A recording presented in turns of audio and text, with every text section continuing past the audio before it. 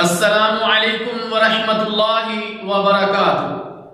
الحمدللہ رب العالمین والصلاة والسلام علی اشرف الانبیاء والمرسلین نبینا محمد وعلی آلہ واصحابہ اجمعین، اما بعد۔ عزیزان گرامی قدر، آج جس موضوع پر گفتگو کرنا ہے وہ ہے نماز اسلام کا ستون ہے۔ اللہ تعالیٰ جل شانہ نے جن و انس کو محض اپنی عبادت کے لیے پیدا کیا۔ اللہ تعالیٰ جل شانہ کا فرمان ہے وَمَا خَلَقْتُ الْجِنَّ وَالْإِنسَ إِلَّا لِيَعْبُدُونَ، ہم نے جن و انس کو صرف اس لیے پیدا کیا کہ وہ اللہ کی عبادت کرے۔ عبادات میں نماز ایک ایسی عبادت ہے جو مسلمان اور کافر کے درمیان فرق کرتی ہے۔ رسول اللہ صلی اللہ علیہ وسلم نے ارشاد فرمایا ان بین الرجل وبین الشرک والکفر ترک الصلاۃ، صحیح مسلم، بلا شبہ آدمی اور کفر و شرک کے درمیان فرق نماز کا چھوڑنا ہے۔ نماز اسلام کا ستون ہے۔ اسی کے متعلق سب سے پہلے قیامت کے روز سوال ہوگا۔ اگر نامہ اعمال میں رسول اللہ صلی اللہ علیہ وسلم کے طریقے کے مطابق پڑھی ہوئی نماز ہوئی تو آدمی نجات پا جائے گا، ورنہ ناکامی اور بربادی اس کا مقدر بن جائے گی۔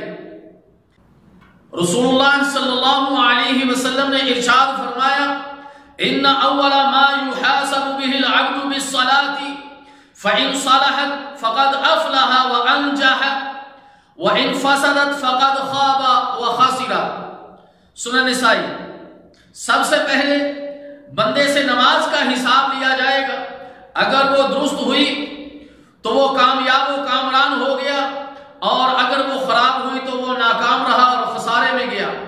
میرے محترم دوستو، نماز مرد و عورت پر دن اور رات میں 5 مرتبہ فرض ہے، جو مرد کے لیے کسی صورت میں بھی معاف نہیں، حتیٰ کہ بیماری اور میدان جنگ میں بھی معاف نہیں۔ یہی وہ فریضہ ہے جو اللہ تعالیٰ سے باتیں کرنے کا ذریعہ ہے، جو نظم و ضبط اور پابندی وقت سکھاتا ہے، جو طہارت و نظافت کا عادی بناتا ہے اور فواحش و منکرات سے روکتا ہے۔ لیکن افسوس، صد افسوس کہ جتنا اہم یہ فریضہ ہے اتنا ہی مسلمان اس سے دور ہے۔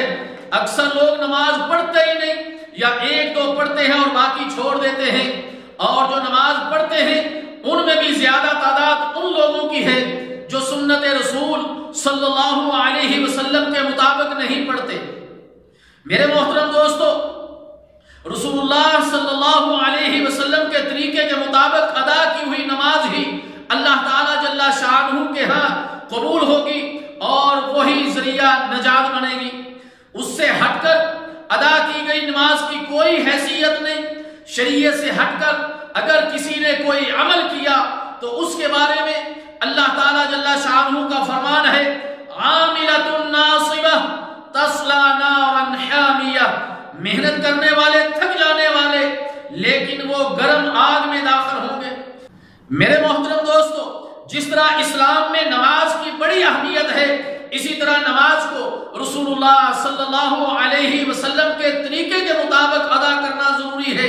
اسی لیے تو رسول اللہ صلی اللہ علیہ وسلم نے 1 مرتبہ منبر پر کھڑے ہو کر نماز ادا کی تاکہ سب لوگ صحیح نماز سیکھ لیں، صحیح مسلم۔